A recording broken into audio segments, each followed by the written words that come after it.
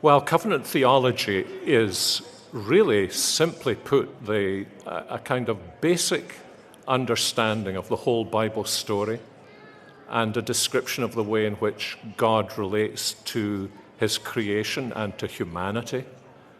So that, for example, I think one way into this is in Romans 1, when Paul describes the sinfulness of man, he describes him as a covenant breaker.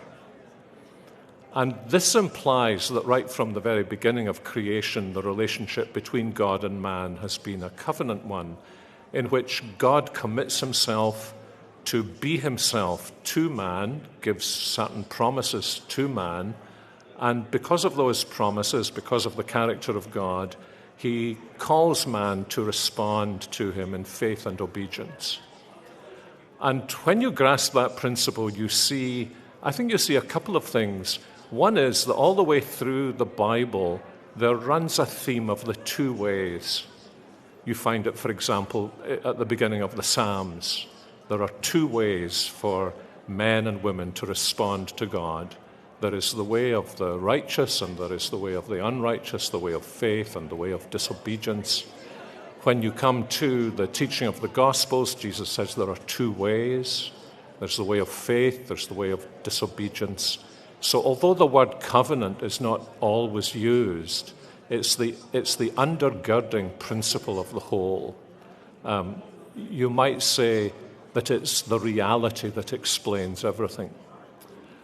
And we know that in that first relationship, God promised so much to Adam, and that Adam and Eve rebelled against him and broke that covenant. And that God therefore came in with promises that were new in order to restore fallen humanity. And the story of the Bible from that point onwards is simply the story of a series of covenants that God makes with his people that all belong to the same theme of fulfilling the covenant promise of Genesis 3:15, and more show us how this covenant promise will be fulfilled. So that, for example, when God made the covenant with Abraham, Abraham knew that in his seed, somewhere in his line, someone would come in whom all the nations would be blessed. But he didn't know all that much more about how this was going to happen.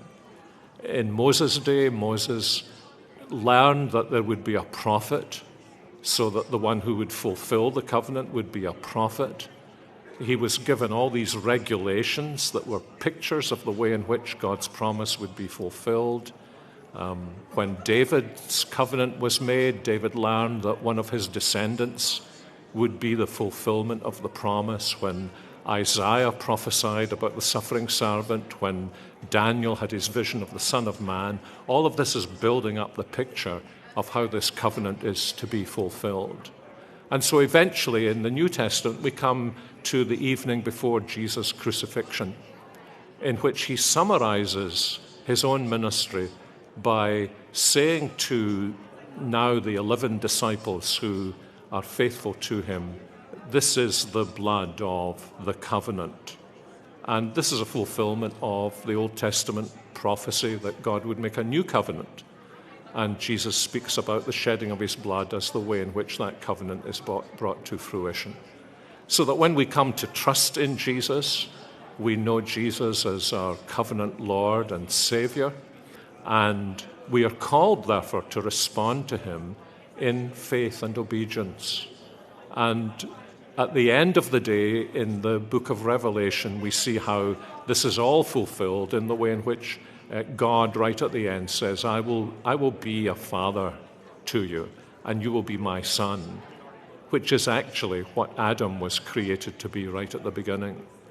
And so the whole storyline of the Bible is the story. It's not the only thing, but it is the undergirding structure that unites the whole, makes sense of the whole, and also, I think, enables us to see how it is that Old Testament believers were saved, justified in the same way New Testament believers are saved and justified, although they didn't have the fullness of God's revelation that we do. And this is why, for us, covenant theology is such an important insight into how to understand the Scriptures.